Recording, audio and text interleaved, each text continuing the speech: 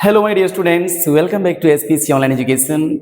आज हम लोग पढ़ने वाले हैं पोइट्री सेक्शन का पोएम 9, जो कि आप इससे प्रीवियस में बहुत सारे पोएम को इंट्रो या explanation, objective, subjective, different type of works आप कर चुके हैं।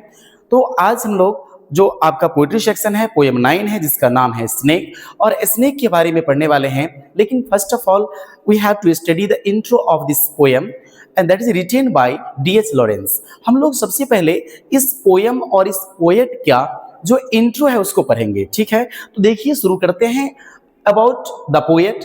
तो ये जो स्नेक जो पोएम है आप देख रहे हो स्क्रीन पे, स्नेक हमारे पोएट्री सेक्शन का 9th पोएम है, क्योंकि ऑल टुगेदर 10 पोएम है, जिसमें से हम लोग अभी 9वां पोएम पढ़ रहे हैं, उसका इंट्रो पढ़ रहे हैं। इसके आगे सेकेंड पार्ट में हम लोग इसका पोएम भी पढ़ेंगे। तो ये स्नेक किसके द्वारा लिखा गया है, सबसे पहले उस पोएट के बारे में जानना है।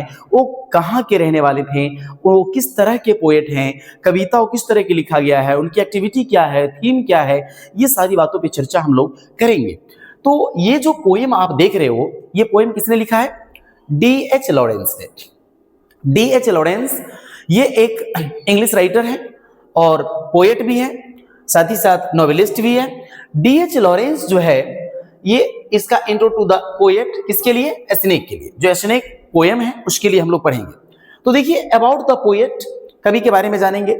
डी.एच. लॉरेंस का जो पूरा नाम है वो है David Herbert Lawrence.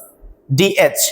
David Herbert Lawrence. उसके बाद बात करेंगे कि डी.एच. लॉरेंस का जन्म कब हुआ है, उनकी बर्थ और डेथ दोनों चीज जानेंगे। तो 1885 में इनका जन्म हुआ है और 1930 में इनकी डेथ हो गई है। अब बात करेंगे कि वो किस किस क्षेत्र में काम किए, उनको क्या क्या कहा जाता है। ये सारी चीज हमारे जो बिहार बोर्ड बीएससी भी है, उनमें ऑब्जेक्टिव टाइप क्वेश्चन आंसर के लिए बहुत ही मस्ट है, जानना जरूरी है, क्योंकि यहां से हमारा ऑब्जेक्टिव टाइप क्वेश्चन आंसर बनता है। तो यहीं से हम लोग ऑब्जेक्टिव को निकालते चलेंगे, पढ़ते चलेंगे, ताकि आगे आपको ऑब्जेक्टिव यहीं से कवर होता चले। तो यह है ब्रिटिश पोएट, एक इंग्लिश पोएट है, नॉवेलिस्ट है, मैंने अभी चर्चा किया कि नॉवेलिस्ट भी है, शॉर्ट स्टोरी राइटर है, और साथ ही साथ यह एक एसिस्ट भी है। जो ऐसे लिखते हैं उनको एसिस्ट बोलते हैं, नॉवेल लिखने वाले को नॉवेलिस्ट बोला जाता है, ड्रामा लिखने वाले को ड्रामाटिस्ट बोला जाता है, और पोएम लिखने वाले को पोएट बोला जाता है। यहां तक कंसेप्ट क्लियर हो गया। अब बात करेंगे आगे। इनका जन्म जो हुआ है, तो आपने एसपी तो देख लिया, कई बार जगह का नाम पूछ देता है कि कौन सी जगह पे, कौन सा प्लेस, बर्थ प्लेस क्या था उनका। तो देखिए, बॉर्न इन ईस्टवुड, उनका जन्म जो हुआ है, एक प्लेस है जिसका नाम है ईस्टवुड में जन्म हुआ है, और mining village in Nottinghamshire. Nottinghamshire जो जगह है उसमें एक छोटा सा ईस्टवुड है, और नॉटिंघमशायर विलेज है, उस विलेज में इनका जन्म हुआ है, जो कहां पड़ता है? ये टोटली पड़ता है इंग्लैंड में, याद रखिएगा। और ऑल टुगेदर आप कह सकते हो कि D H. Lawrence belong to England. ये कहां से बिलोंग करते थे? इंग्लैंड से, ऊपर बता भी दिए हैं। अब बात करेंगे ग्रीव अप, इनका जो पालन पोषण हुआ है, देखभाल हुआ है, हाँ, जो भी लालन पालन हुआ है, ये एक एमिडस्ट है ना, conflict between his cultured mother and rough minor father. देखिए, बड़ी अजीब सी कहानी है इनकी भी। इनका जो बचपना गुजरा है बहुत ही डिफिकल्टीज के साथ, क्योंकि इनकी जो माँ थी वो कल्चर डोमेन थी, एक सुसंस्कृति और एक धार्मिक महिला थी। लेकिन उनके पिताजी जो थे ठीक उनका अपोजिट थे, वो एक ड्रंकन थे, इट मींस ड्रिंकर थे। ये एक जिसको पियक्कर बोलते हैं, पीने वाले, दारूबाज या शराबी बोल सकते हैं। तो वो एक शराबी थे जो एकदम पी के टूल रहते थे, और वैसे एक समझिए कि रिवर्स सिचुएशन में अपने आप को संभालना।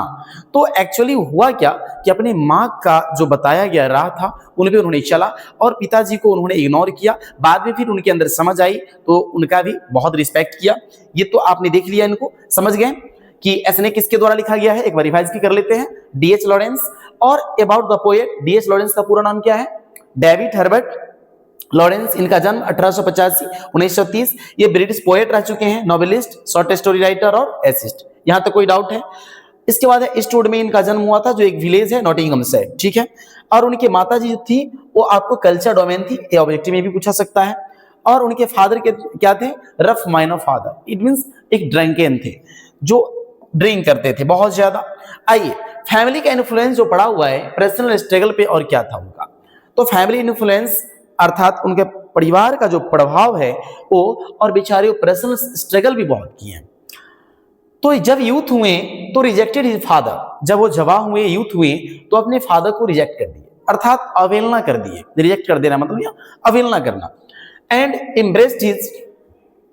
embraced his mother's refined values, लेकिन उन्होंने अपने माँ को उनकी बहुत सारी बातों से और उनको गला लगाएं, उनको अपनाएं, उनको उनका हर एक बात को कहना सुनना उन्होंने माना, लेकिन पिता को रिजेक्ट किया बिकॉज उनके बैड हैबिट से। बैड हैबिट क्या थी पता ही थी आपको कि वो ड्रिंकर थे।